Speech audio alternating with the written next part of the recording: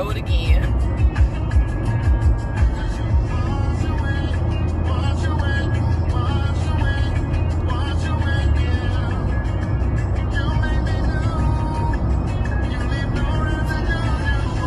So, good afternoon. My name is Regina Nunlin, better known as the Preacher Kid Sensation, the PK. Sensation for short. I am the mental wealth builder, meaning I bring value to the marketplace, and I leave it there. So today is on Monday Motivation. If you follow me on Facebook, if you don't, you should. If you follow me on Instagram, great. If you don't, you should.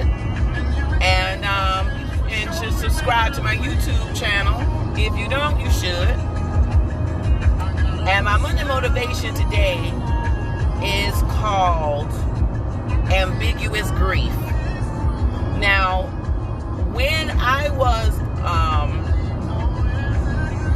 was moved to create that flyer, the picture that you saw, it was due to the fact that for the last week or two, I have been dealing with, sad news in my family. And my extended family, my cousins down south, they had 3 family members basically die within 45 days of each other. Very heartbreaking. And so we went down for a funeral twice. That's a lot. 3 people dying within 45 days, and they all related to one another. And then last week, my mama called me and told me that my nephew and his girlfriend lost their baby, a little boy. So then I was on Clubhouse listening, and the lady they were talking about, turning their tragedy into triumph. And so I heard a lady make a comment, and I thought it was a very interesting statement. So I said, well, let me toy with that. Let me play around with that. And so my Monday Motivation is Ambiguous Grief. Ambiguous means something that's obvious out there. Unambiguous means it's not. And a lot of times, grief, people, think on the terms, when they think of grief, they think of losing a loved one. And today is Memorial Day. And I don't know why people say Happy Memorial Day when there's nothing happy about memorializing people who gave their lives for the country that we live in now, with all the stuff that we just seen lately. There's people who died for all that. And I know someone personally. I know somebody personally who gave his life, for this country, fighting in Iraq. And I'm gonna give homage to him, Lord allows, after this. But so that grief is obvious for everybody to see. Losing a loved one, it's tough, especially with COVID, and it's tough. Individuals dying and they didn't have, and their loved ones couldn't be there with them. That's rough. That grief can, if you don't put it in check at some point, it can overwhelm you and take you out. There's people who died from broken hearts, who died because they couldn't deal with the loss of their loved one. And that usually happens with couples sometimes, and they've been married for a long period of time, and that one, and then when they love gone, they just, I guess their motivation to live goes too. And so then shortly thereafter, they're out. But there's another grief that most people don't really recognize as grief, but it is still a loss. And when a person loses a job, when a person loses their house, when a person, when a relationship ends, whether it be by divorce or by death, widow. But relationship ends. Your children turn their back on you. When you start a new job, those things can create grief, and they could be just as traumatic as if somebody could die because something did terminate, something that didn't last, that you thought was going to last, or something was getting ready to end. You do have grief, because grief is loss. And what the lady said makes sense, that grief is really a symbol of love. When a pet dies, that's heartbreaking. Some people think, but when you have a pet that passed, that's heartbreaking because they're part of the family.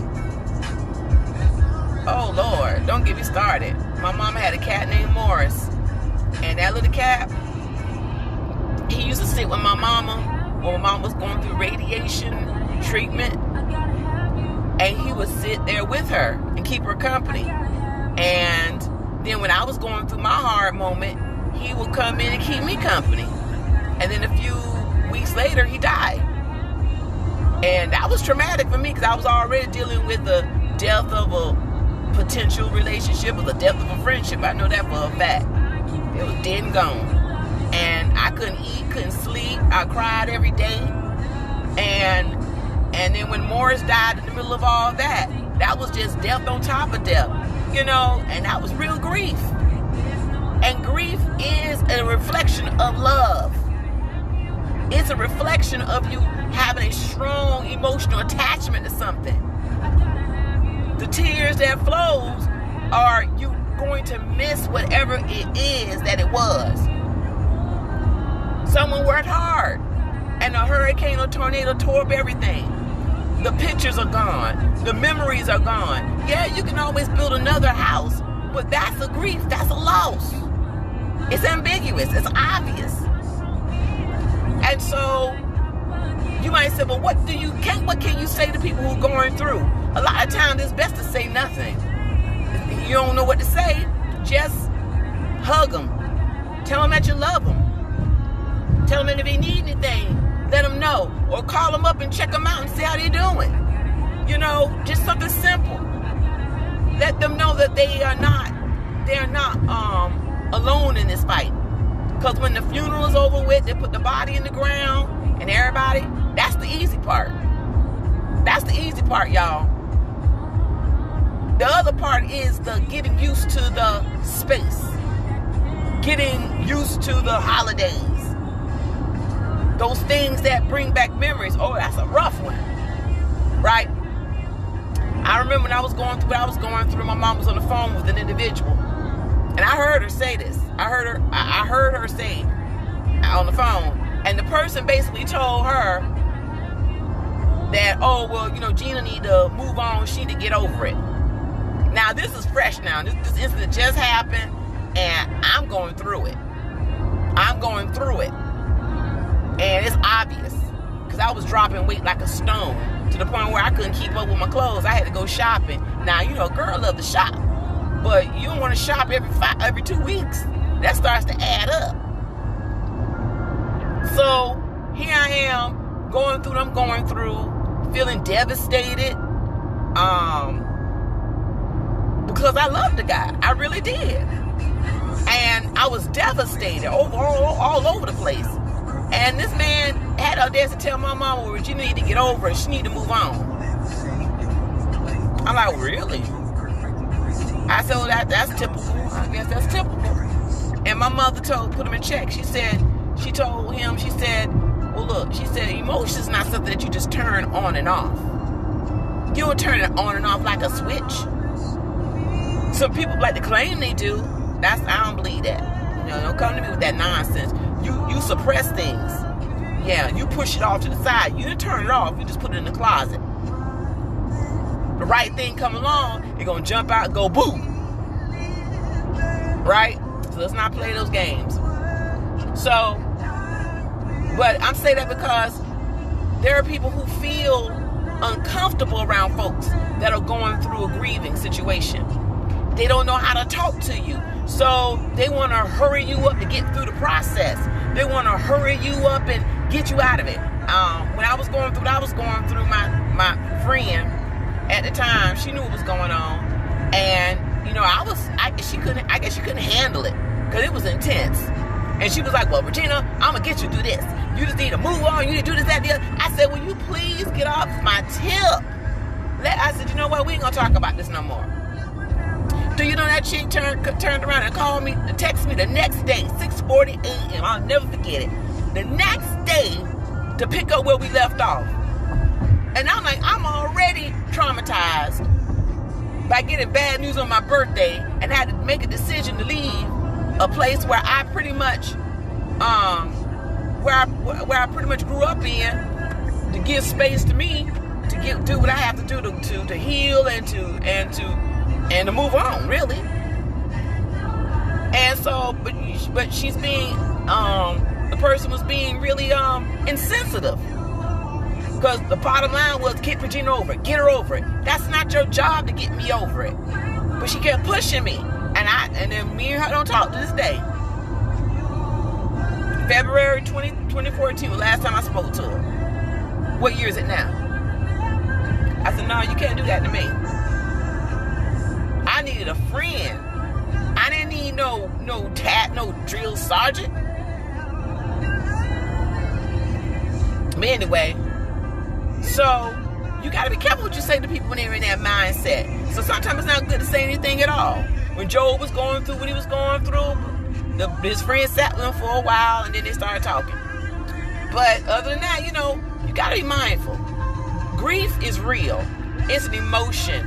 And when people lose a loved one, or they lose a house, they lose their sight, they lose the ability to walk, they lose a limb, that's a part of them that's gone. And there's something that's no longer existing anymore. That is real, guys. So on this Memorial Day, if you know somebody that lost a loved one, for fighting for the country that we are in now, all eyes on us, with all the numbness that's going on, people still fought for that and died for that, right? For those who have lost a loved one, who lost something, all right, that grief is real. And do not try to put it on a scale to feel whether it's big enough for you. It ain't got nothing to do with you until you walk that path. So I want to give a shout out to this young man who lost his life in Iraq. His name is Charles Gary Wells Jr. from Montgomery, Alabama. Lost his life on the second tour of Iraq. Very good friends with his wife, godmother to his daughter.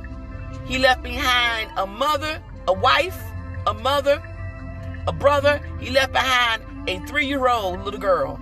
That 3-year-old little girl now is going into her junior year at LSU, Louisiana State University. Every promise shall be kept. When I got the call that evening, and we don't like those evening calls, guys, and my friend Nicole called me and told me that Charles got killed. That stirred me up. I got up out my bed and went and told my mama. And I said, Mama, I got a call from Nicole. Charles got killed. And my mama went, oh. So, say his name. Charles Gary Wells Jr. gave his life for this country. Take care. Bye-bye.